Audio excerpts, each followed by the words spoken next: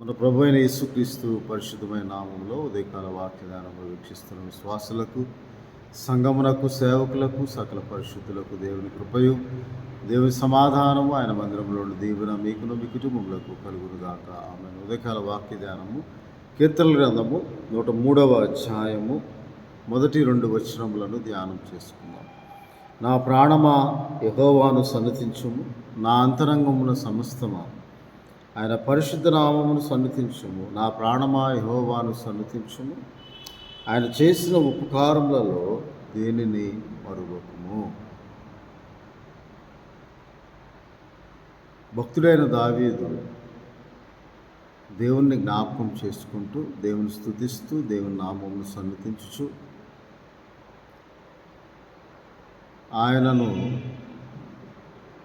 ఆయన చేసిన ఉపకారములను జ్ఞాపకం చేసుకుంటూ, నా ప్రాణమా యెహోవాను సన్నతించు, ఆయన పరిశుద్ధమైన నామమును సన్నతించు. ఆయన చేసిన ఉపకారములలో దేనిని మరువక మనము ప్రార్థనాపూర్వకంగా దేవునికి అర్పించు కృతజ్ఞత అర్పణలు, కృతజ్ఞత స్తుతులు, అవి ఉపకారములుగా దేవుడు మనకు అనుగ్రహించిన వాటిని బట్టి, సమస్తమైన ఈవులను బట్టి, మొట్టమొదటిగా ఆయన నీ దోషములను క్షమించువాడు. ఆయన చేసిన ఉపకారం ఏమిటంటే మన దోషములను క్షమించువాడు. అందుకే కీర్తనల గ్రంథము 86వ అధ్యాయంలో ఇలాగ దేవుని వాక్యంలో రాయబడి ఉంది. దేవా, నేను నీ భక్తుడను, నా ప్రాణమును కాపాడుము. 2వ వచనంలో నా ప్రాణం నీ వైపునకు ఎత్తుచున్నాను ప్రభువా. ఎందుకనగా 5వ వచనంలో కీర్తన 86 నీవు దయాదాక్షిణ్యము గలవాడవు, క్షమించుటకు సిద్ధమైన మనసు గలవాడు, నీకు మొరపెట్టు వారందరిలో కృపాతిశయం చూపు దేవుడు, నీ దోషములన్నిటినీ క్షమించువాడు. ఆయన చేసిన ఉపకారం అది. రెండవది, నీ సంకటములన్నిటినీ కుదుర్చువాడు. నీ కలిగిన ప్రతి బాధను, వేదనను బట్టి, ప్రాణబాధలను బట్టి, ఇబ్బందులను బట్టి, ఇక్కట్లను బట్టి ఆయన దయాదాక్షిణ్యము గల దేవుడని, అన్ని దోషములను క్షమించు దేవుడని, ఆయన ఎల్లప్పుడూ క్షమించడానికి సిద్ధమైన మనసు కలవాడని దేవుని వాక్యంలో రాయబడి ఉన్నది. అంత మాత్రమే కాక నీ సంకటములన్నింటినీ కుదుర్చువాడు,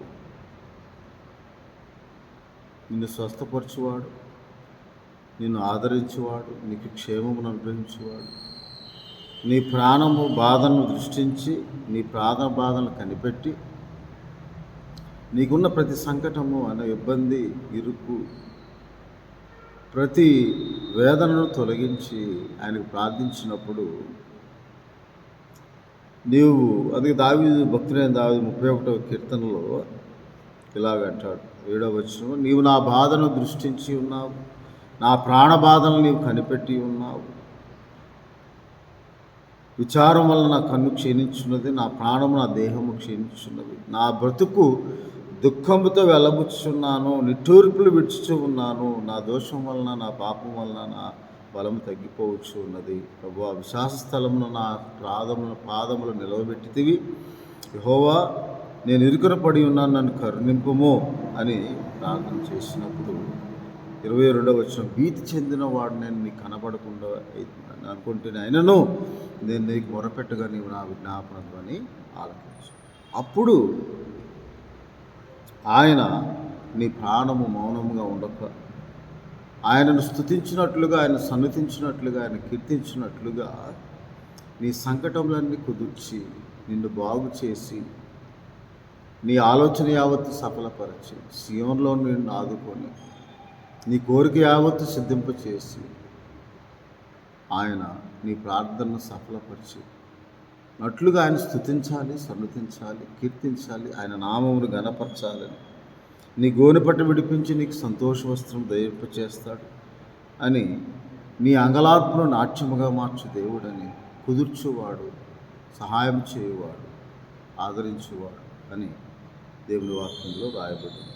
ఎప్పుడైతే మనము అలాగూ దేవుని నామాన్ని స్తుతించడానికి, ఆయన చేసిన ఉపకారములలో దేనిని మరొక ఆయన మేలులను జ్ఞాపకం చేసుకుంటూ మనం ప్రార్థన చేసినప్పుడు, అందుకే ధనులు నీ యొద్ద కృప దొరుకుతుంది ప్రభా 130వ కీర్తనలో 3వ వచనంలో, నీవు నిజముగా దోషములను కనిపెట్టి చూసిన ఎవడు నీ సన్నిధిలో నిలవడు, అయినను జనులు నీ యందు భయభక్తులు నిలుపునట్లు నీ యొద్ద క్షమాపణ దొరుకుతూ ఉంది. ఆయన కొరకు కనిపెట్టుకుంటున్నది ఆయన మాట మీద ఆశ పెట్టుకుంటాడు. నా ప్రాణము ప్రభువు కొరకు కనిపెట్టుకుంటున్నది, ఆయన యొద్ద సంపూర్ణ విమోచన దొరుకుతుంది. అందుకే నా ప్రాణమా యెహోవాను సన్నుతించుము. నా అంతరంగము ఉన్న సమస్తమా, అది బాహ్యముగా మనము చేసేది కాదు, కానీ హృదయానుసారమైన ఆత్మ సంబంధమైన కృతజ్ఞత అర్పణ, అది దేవునికి ఇష్టమైన, అది విరిగి నలిగిన హృదయముతో దేవునికి ఇష్టమైన బలిగా మనం చెల్లించే కృతజ్ఞత స్తుతి ఆయన స్తుతించి అందుకే నీ దేవుడైన యెహోవాను గణపరచుడి, ఆయన ఎదుట పాదం పీఠం మీద సాగిలిపడు, ఎందుకని ఆయన పరిశుద్ధుడు అని 99వ కీర్తనలో ఆయన భయంకరమైన గొప్ప నామం స్తుతించినట్లుగా నా ప్రాణమా యెహోవాను సమర్పించు. ఎందుకంటే ఆయన నీ దోషములను క్షమించువాడు, నీ సంకటములన్నిటిని కుదిర్చువాడు, సమాధిలో నుండి నీ ప్రాణమును విమోచించేవాడు, కరుణాకటాక్షములు నీ కిరీటముగా ఉంచుతున్నాడు, పక్షిరాజు యవనం వల్ల నీ యవనము కొత్తదగినట్లు మేలుతో నీ హృదయమును తృప్తిపరుస్తుంది. ఆ మేలు ఆయన మందిరంలో మేలుగా దేవుడు నీకు అనుగ్రహిస్తాడు. ఆ మందిరంలో మేలు కీర్తన గ్రంథం 65వ అధ్యాయం 4వ వచనంలో, నీ ఆవరణంలో నివసించున్నట్లు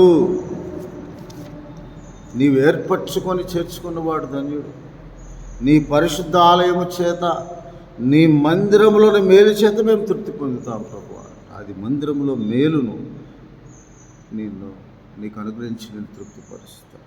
ఆ మేలులు ఎటువంటిదంటే కీర్తన గ్రంథం 31వ అధ్యాయములో 19వ వచనంలో, యెహోవా యందు భయభక్తులు గల వారి కొరకు ఆయన నిమిత్తము వారి నిమిత్తము దాచి ఉంచిన మేలు, సిద్ధపరిచిన మేలు, నిన్ను నరులేదుట నిన్ను ఆశ్రయించు వారి నిమిత్తము నీవు సిద్ధపరిచిన మేలు ఎంతో గొప్పది. దాచి ఉంచిన మేలు, సిద్ధపరిచిన మేలు పొందుకోవడానికి ఆయన స్తుతించాలి, ఆయన నామం సన్నిధించాలి, ఆయన నామం ఘనపరచాలి, ఆయన నామం కీర్తించాలి.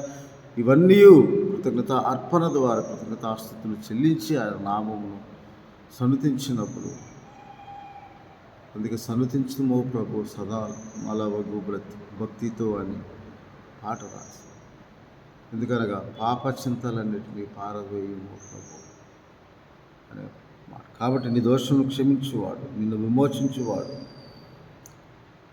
ఆయన. కీర్తనగా 103వ అధ్యాయం 8వ వచనం, ఆయన దయాదాక్షిణ్య పూర్ణుడు, దీర్ఘశాంతుడు, కృపా సమృద్ధి గలవాడు, ఆయన నిత్యము కోపించువాడు కాదు. నీ దోషములు క్షమించేవాడు. ఎల్లప్పుడూ ఆయన మనకు ప్రతీకారం చేయలేదు, మన పాపమును బట్టి మన దోషములు బట్టి ఆయన ప్రతిఫలం ఇయ్యలేదు. కాబట్టి ఆయన ఎందుకు భయభక్తి గలవారి ఆయన కృప అధికంగా, ఆ కృప చేతనే మనము రక్షింపబడ్డాము అని ఆయన జాలిగల దేవుడని కూడా 13వ వచనంలో, తండ్రి తన కుమారులను జాలిపడి యెహోవా తన యందు భయభక్తులు గల వారి వల్ల జాలిపడతాడని దేవుని వాక్యంలో రాయబడింది. అందుకే ఆ జాలికి తన భక్తుల కొరకు, మన కొరకు ఆయన చేసిన ప్రతి మేలును ఉపకారములను మనం జ్ఞాపకం చేసుకో. ఆయన జాలిగల దేవుడు, దయాదాక్షిణ్యం పోతుంది. ఆయన తట్టు తిరిగిన ఎడల ఆయన ఎల్లప్పుడూ క్షమించడానికి సిద్ధమైన మనసు గలవాడు. ఆయన మందిరంలో మేలు చేత, అందుకే యథార్థముగా ప్రవర్తించే వారికి ఆయన ఏ మేలు చేయక మానడు. అయా పరిశుద్ధ 84వ కీర్తన 11వ వచనం, యథార్థముగా ప్రవర్తించేవారు యెహోవా యందు భయభక్తులు గలవారని సామెతల గ్రంథం 14వ అధ్యాయం 2వ వచనం. యథార్థవంతుల ప్రార్థన ఆయనకు ఆనందకరం, యథార్థవంతుల గుడారం ఆయన వర్ధిల్ల చేస్తాడు. నీ సంకటములన్నింటిని కుదిర్చి, నీ దోషములన్నింటిని క్షమించి, ఆయన నిన్ను బాగు చేసి, నిన్ను ఆదరించి, ఆదుకొని సహాయం చేయ దేవుడై ఉన్నందుకు మన ప్రాణం ఆయన నామము గణపరచాలి, ఆయన నామమును స్తుతించాలి. ఆయన గురించిన ధ్యానము ఆయనకి ఇంపుగా ఉన్నట్లు ఆయన స్తుతించి సన్నిధించే వారంలో ఉండి, ఆయన సన్నిధికి వచ్చి, ఆయన మందిరంలో ప్రవేశించి, ఆయన మందిరంలోని మేలు చేత మనం తృప్తి పొంది ఆయన మందిరంలో దీవెన పొందుకోవాలి. దేవుడు ఉదయకాల సమయంలో ఆయన మన సంకటములను కుదుర్చున్నట్లుగా, మనం బాధలు శోధనలు కనుగొని, ప్రాణబాధలను కనుగొని ఆయన మనకు సంపూర్ణ విమోచన కలుగు చేయనట్లుగా ఆయన మీద ఆశ పెట్టుకొని ఆయన యొద్దకు వచ్చి ప్రార్థించుకొని ఆయన చేసిన ఉపకారం దేనిని మరొక, గడిచిన కాలంలో ఆయన చేసిన ప్రతి మేలును మరొక కృతజ్ఞతాస్తుతులు స్తోత్రం చెల్లిస్తూ మనం ప్రార్థించినప్పుడు దేవుడు మనకు అత్యధికమైన మేలులు, ఆయన మందిరంలో దీవెన ఆశీర్వాదము అనుగ్రహించి ఆయన నామమును స్తుతించినట్లుగా, ఆయన నామమును సన్నతించినట్లుగా మనం ప్రార్థించి దేవుడి దీవెనలు పొందుకోవాలని ఆయన చేసిన ఉపకారం దేనిని మరొక ప్రతి విషయంలో దేవుని కృతజ్ఞతాస్తుతులు చెల్లించినప్పుడు రాబో కాలంలో నీ కొరకు దాచి ఉంచిన సిద్ధపరిచిన మేలును ఆయన అనుగ్రహించడానికి ఎల్లప్పుడూ సిద్ధముగా ప్రార్థన చేస్తాం. ప్రభువా నీకు స్తోత్రాలు తండ్రి. అవును తండ్రి, నీవు దాచి ఉంచిన మేలు సిద్ధపరిచిన, మేము సన్నుతించినప్పుడు, మీ నామం స్తుతించినప్పుడు, మీ నామం ఘనపరిచినప్పుడు, మీ నామం కీర్తించినప్పుడు, మీరు చేసే ప్రతి మేలును మరొక మీ సన్నిధికి వచ్చి ప్రభువా మేము కృతజ్ఞతాస్తుతులు చెల్లించి అర్పణగా మా హృదయం సమర్పించుకొని మీకు స్తోత్రం చెల్లించినప్పుడే ప్రభువా మీరు మా యందు ఆనందించి మీరు మా సంకటములను కుదుర్చేవాడుగా, మమ్మల్ని బాగు చేయవాడుగా, ఆదరించేవాడుగా, ప్రతి ఒక్కరు ఎరిగి అలాగూ ఆయన నీ మందిరంలోకి వచ్చి మీరు అనుగ్రహించిన ప్రార్థనా సమయంలో మీకు ప్రార్థించి మీ మేలు పొందుకునే భాగ్యం దయచి ఈ వీడియో ద్వారా వీక్షిస్తున్న ప్రతి ఒక్కరు ప్రభా మీ సన్నిధిలో కనబడుటకే సిద్ధపడినట్లుగా ఆత్మ సహాయం దయచేసి దీవించి ఆశీర్వదించి నడిపించమని ప్రభువును రక్షకుడైన యేసుక్రీస్తు వారి పరిశుద్ధమైన నామం ప్రార్థన చేయించున్నాను తండ్రి. ఆమె తండ్రి అయిన దేవుని ప్రేమ, ప్రభువును రక్షకుడైన యేసుక్రీస్తు వారి కృప, పరిశుద్ధాత్మని చాదనాన్య సహవాసం ఆయన మందిరంలో మేలు చేత మిమ్మల్ని తృప్తిపరిచి ఆయన మందిరంలో దీవించి మిమ్మల్ని ఆశీర్వదించును గాక. ఆమె దేవుడు మిమ్మల్ని దీవించును గాక. ఆమె